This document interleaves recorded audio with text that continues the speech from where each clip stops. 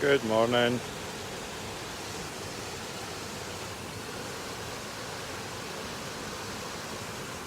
Good morning. Tuesday morning. A lot of people are returning to normal, getting back to work.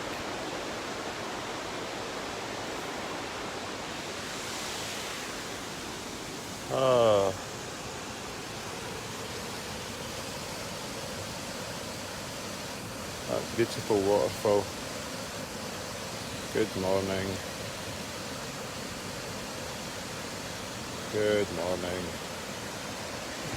Good morning, everybody. On this fine Tuesday morning from Lanark. So, Follow the 12, part 2, and yesterday we were... Morning, Jim, hope you're well. Part 2, so yesterday we were looking at the beginning point, where to start, and looking at our situation. So if you listened to yesterday, and you are embarking on this journey of discovery, you have perhaps realised, like me, you were living in that village called midlife crisis, where there was a bleak and little view. Good morning, Leona. Hope you're well. So we've came to a point of acceptance that where we are, what's going on, is our ordinary life, the way that we've been managing things. Good morning, Liz. The way that we've been managing things. Here's the wee man for you. It was just hilarious there. See that tree? He was trying to chase a squirrel, and the tree jumped over the squirrel. He ran underneath it. The squirrel jumped over the top of him. It was hilarious. Right. So, okay, step 1 yesterday, beginning ordinary life, our existence, where we're at. We're either overweight, we're not happy with our relationship, with ourselves or with those around us. We've lost the taste for joy, and we're not sipping from the fountain of youth.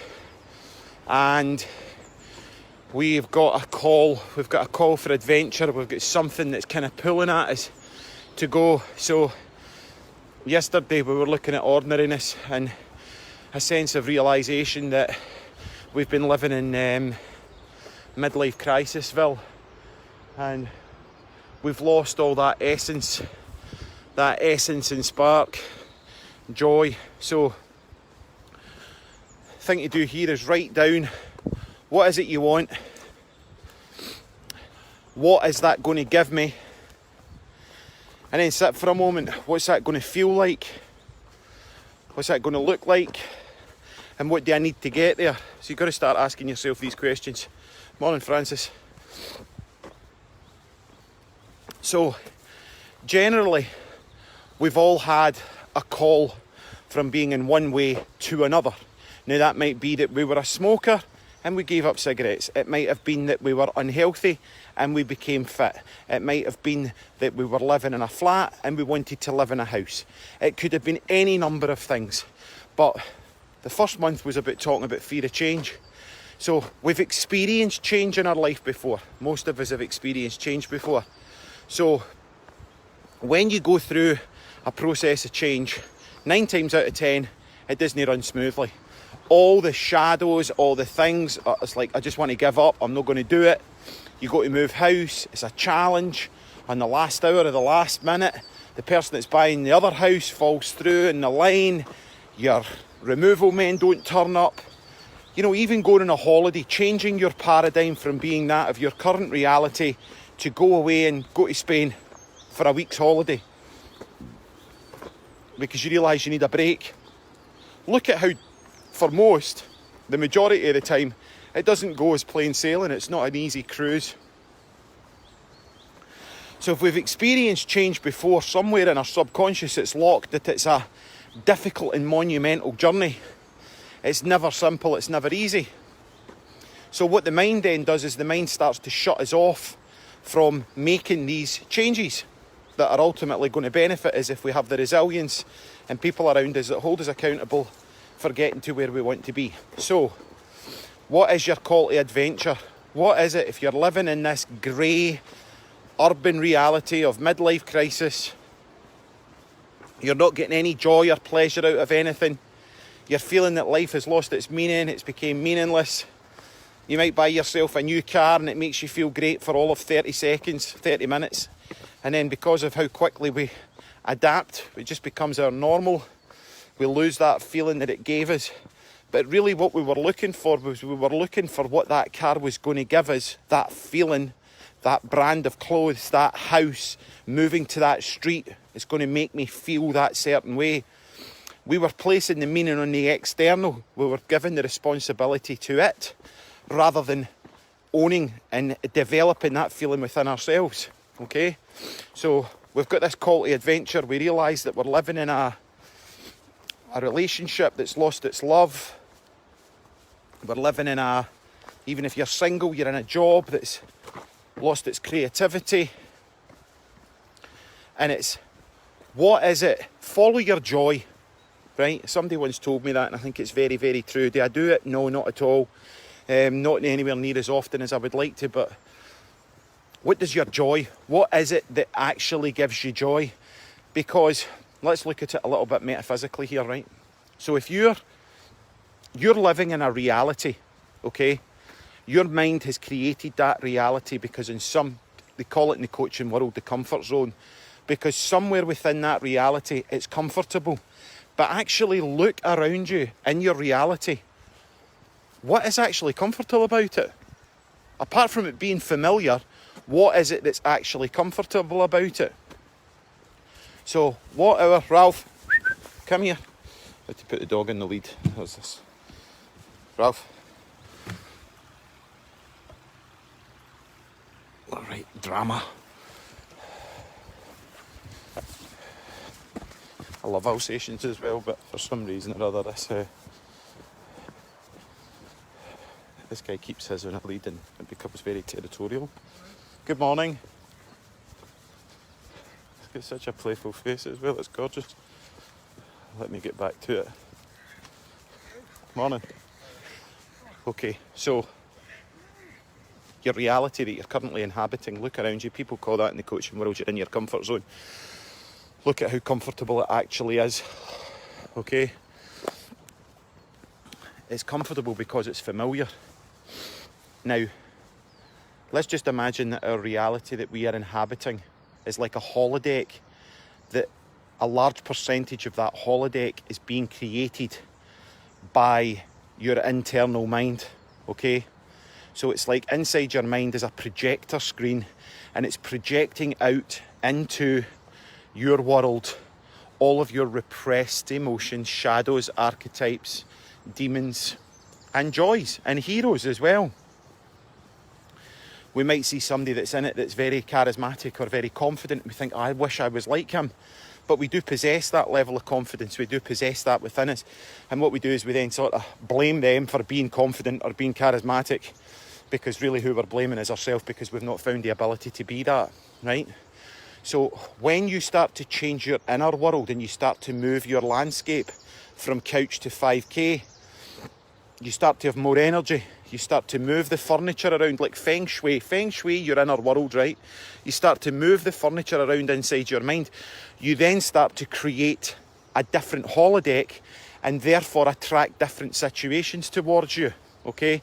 So imagine, I'm being really hypothetical here, right? But imagine that everything that's in your world has a vibrational frequency.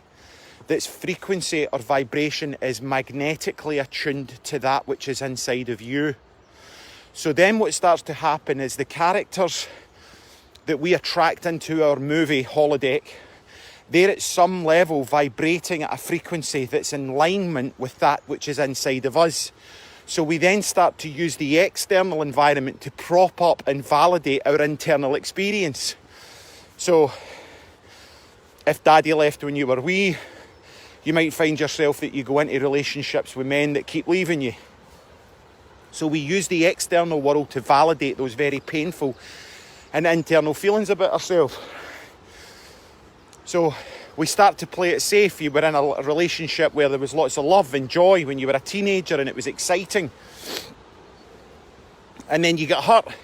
So that you then find a partner that's very safe, that doesn't go out, that doesn't cause you. So, like, you might have had a boyfriend or a girlfriend that went out every weekend and that made you feel really jealous, right? So rather than dealing with your jealousy and you split up with that partner, not because of anything that they've done, but because of your jealousy, you've created an argument based on them going out at the weekend or whatever, right? You then find a partner that never goes out. So then you've got nothing to be jealous about. So you've not really dealt with your jealousy, right? What you've done is you've just created safety, right? But that misses something, that misses that spark. We all share very similar components and it's not that difficult. We're all terrified of being judged and we all crave love, right? We're all looking for acceptance and we all crave love. It's not that difficult. So the call to adventure. If you've got a thing like, oh, I'd really like to do it, how many times have I had an idea? CBD, the medical marijuana stuff. A guy sent me this, hand in my heart, right? Hand in my heart. A guy sent me that product a year before it became mainstream at any level, right? So this was about 7 or 8 years ago. In fact, it was Dr. Antonio Morel that I was talking to the other night. He sent me up and said, I've been looking at the EEG of brains with this stuff. It was very hard to get. It wasn't allowed. And I immediately tried it. And after a few days, I went, that's going to be massive, right? I didn't have the money and I didn't have the resources to take it to where it was going to be. Look at where it's at today. Coca-Cola talking about putting it into drinks. It's everywhere. It's in vape oil. It's absolutely everywhere. So I got the intuitive hit. That was my call to adventure, but I didn't have the financial resources and I didn't have the resilience because I didn't want to fail at something and I didn't take the risk, right? Looking back to the early 80s, every Sunday night I used to tape on the top 40, and when the guy used to talk, I used to press stop. I was only a young boy, I was only maybe 9 or 10. I didn't have editing equipment or anything like that. And I used to sell them at school. So I then got and it was even before double tape players. I used to have to link up my little tape with my other tape, and I used to make them up and I used to sell them at school, right? I didn't follow that through. That was before Now One ever came out. Now we're at now 260 or something. Why I'm telling you these stories is that everybody's got a call to adventure inside them. Everybody's got that little niggling that they would like to try something, right? That's beyond the urban, suburban landscape that they live in, that's called, or catching up with us, it's called midlife crisis, right? So write it down. What is it? What is it that you want? Do you want to be closer to your partner? Do you want to make more money? Do you want just freedom? I want to move, right? I want to move away from Lanark. I'm kind of, that's it. I've been thinking about it. This lockdown, this coronavirus has made me think that I know where it is that I want to be in the world. And I don't think it's here.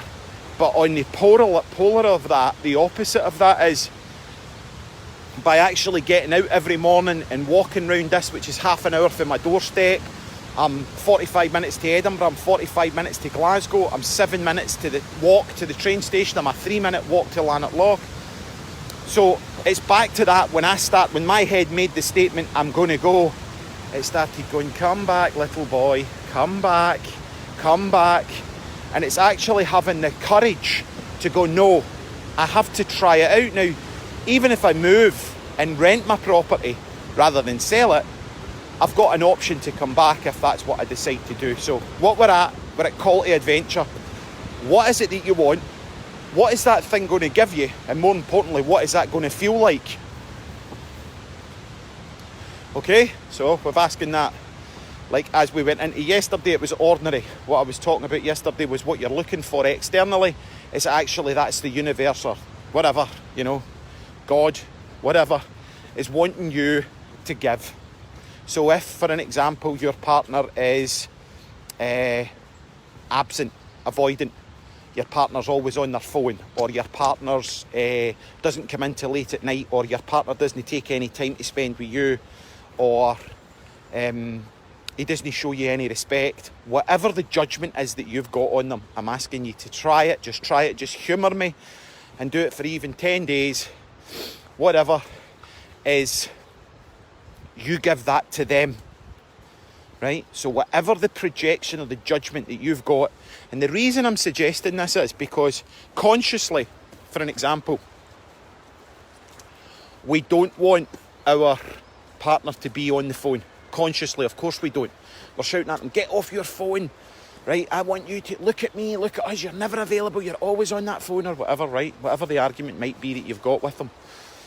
Now, you consciously don't want that, but the anger and the rage that you've got towards that is stimulating something that's much more primitive that's within you. Now, maybe your mother had postnatal depression. Maybe your father was an alcoholic. Maybe there was an emotional unavailability there because of a medical reason. Maybe your parents weren't able to give you the attunement and attachment that you were looking for. So when you're seeing this behaviour in your parents, and then your partner starts to sit on his phone all the time, what's triggering us is the feeling of abandonment because we're not being held. Now, that's earlier than what's going on now. So rather than digging up the trenches of your ancestral graveyards, right, rather than digging up the really, really difficult stuff and looking at all that cleverness that came from my childhood, you do it. You give to them, right? And just notice, just see if you do it for 2 weeks and you just pour your whole heart into it. Watch the magic, watch the beauty, watch the intervention that starts to come in your life, right? Now, call to adventure. How bad are you going to, like, call to adventure, that's like the second stage in this process that I work along clients with, right? Now, that could be getting sober, right? It's an adventure back into a world of sobriety, right? Recovery. What does recovery mean? It means recovering an aspect of yourself that you've lost. Now, for many clients that come through my door, the majority of them get to the call to adventure because they've lost their parents, they've lost a loved one, they've lost their business. It's came through tragedy. Now, at that point, it's either do or die ourselves. So that's when we reach out. We reach out when things get that bad. It's like you never pray to Mother Mira or God or whoever when things are going good. The majority of us only go and talk to God when things are getting bad, right? So, similarly, unfortunately, as a counsellor and coach, I don't usually get people that come to me and their life's all in order. They usually come when their life has become very disjointed. So, what I'm saying is that call to adventure doesn't have to occur through tragedy. It doesn't have to occur through hardship, right?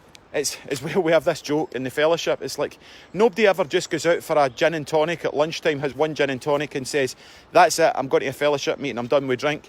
Most people wait until they hit rock bottom or indeed get into the basement that's got no windows and no doors and very, very difficult to get out of.